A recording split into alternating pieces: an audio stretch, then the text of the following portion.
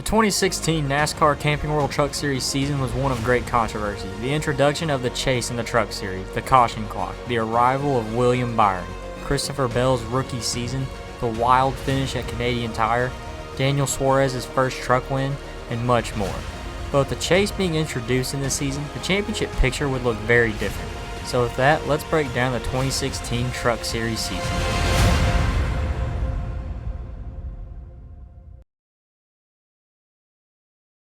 In the first 6 races, we would get 4 full-time winners. Johnny Sauter would win the season opener at Daytona, while John Nemechek would win the next race at Atlanta, and rookie William Byron would win the race at Kansas.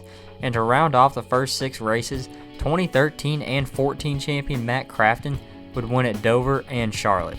So after the first 6 races, 2-time champion Matt Crafton would lead the points with finishes of 10th, 30th, 7th, 2nd, 1st, and 1st to open the season. Matt Crafton would keep up his consistency with a 2nd place finish at Texas, and he would follow that up with an 8th place finish at Iowa. But at Gateway, Matt Crafton's consistency would end. Ben Rhodes is pushing. Nemechek on the outside, all kind of contact into the wall. Sorry, no caution. Keep going. The caution is out. A lot of damage. Matt Crafton, hard driver's side in the wall. Got all the damage to Reddick's truck. This crash would relegate him to a 27th place finish, and this would lose him the point lead to rookie William Byron by just 1 point. At Kentucky, William Byron would win the race, while Crafton finished 8th, and the gap was now 13 points. At Eldora, Crafton finished 10th, and Byron finished 14th, and the gap was shrunk to 9 points. And to round off the first 12 races, William Byron would win the race at Pocono.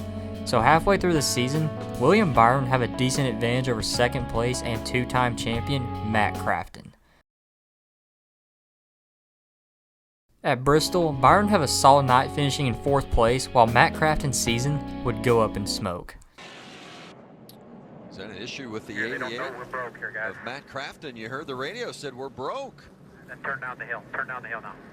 Major development for a 2-time winner this season and a 2-time series champ, Matt Crafton. So while the rest of the field gets ready to come to green, Crafton comes to pit road telling his team they've broke. Wow. This would drop him to 6th, and he was now 54 points behind, and William Byron is now 37 points over new 2nd place Daniel Hemrick. At Michigan, Byron finished 4th and Hemrick would finish 3rd, slightly shrinking the gap to 36 points. At Canadian Tire, Hemrick would finish 3rd and Byron finished 10th, closing the gap to 28 points. At Chicagoland, William Byron's consistency would come to an end. Oh, William Byron into the outside wall. Correct. Rear clip. Stay up there. 5 more. 5-time winner this season, William Byron, our championship points leader coming into the race, was running 11th. And he got up into the wall. Here's why we're under caution. For the 2nd time tonight, it's the 9 truck of William Byron into the wall. They repaired the truck 40 laps off track and then repaired it and brought him back out. And then you'll see him on board here, the 29 of Reddick. Saw Byron into the wall. This would relegate him to a 30th place finish, while Hemrick would finish 2nd, and there was now a tie at the top of the table between Hemrick and Byron.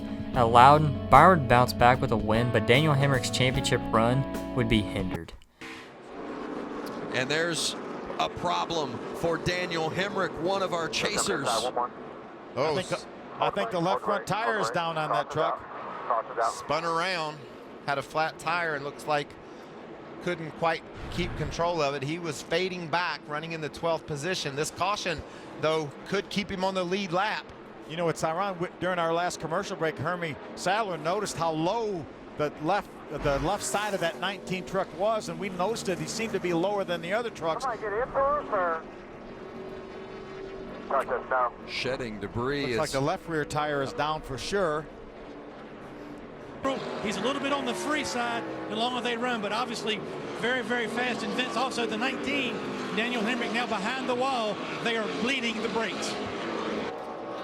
So the problems continue for Daniel Hemrick. Yeah, more than likely the rubber from that cut tire broke a brake line, and then by the time they got the rubber out, it lost all the rear brake fluid, and they had no rear brakes. This issue would relegate him to a 28th place finish, and he was now 32 points behind in second.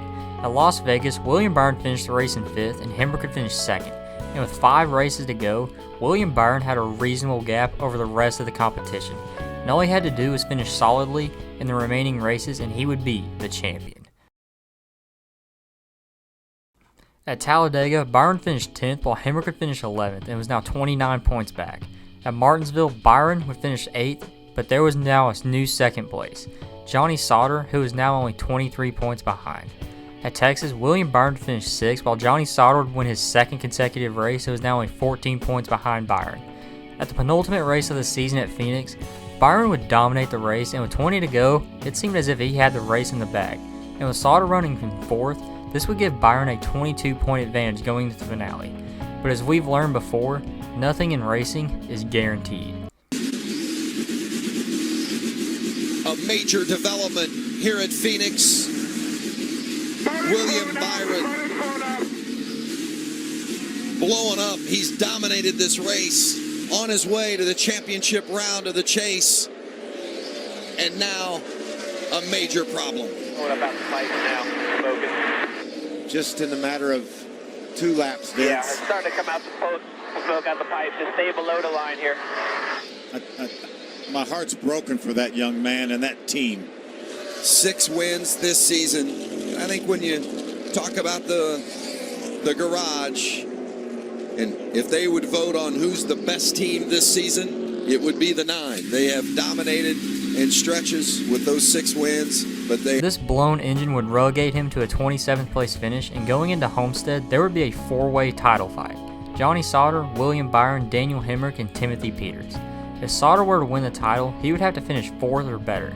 If Hemrick were to win it, and if he scored max points, Byron had to finish 10th or worse, and Sadler would have to finish 19th. If Timothy Peters were to win it, Hemrick would have to finish 3rd, Byron 16th, and Sauter would have to finish in 25th in order for Peters to win the title.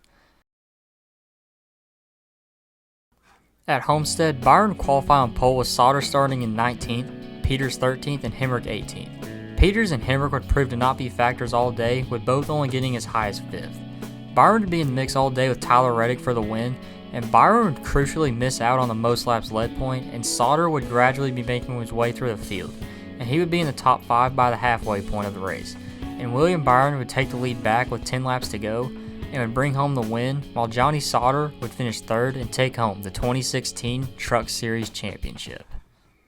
So either way, Johnny Sauter would win the 2016 Truck Series Championship, but albeit in a much more dramatic fashion. William Byron in his rookie season would be the main force of the championship before having some mediocre runs and a blown engine at Phoenix, which eventually would cost him the title. And Johnny Sauter wouldn't be much of a contender until the last handful of races of the season. Well, that'll do it for today, guys. Thank you so much for watching, and I'll see you next week for 2017.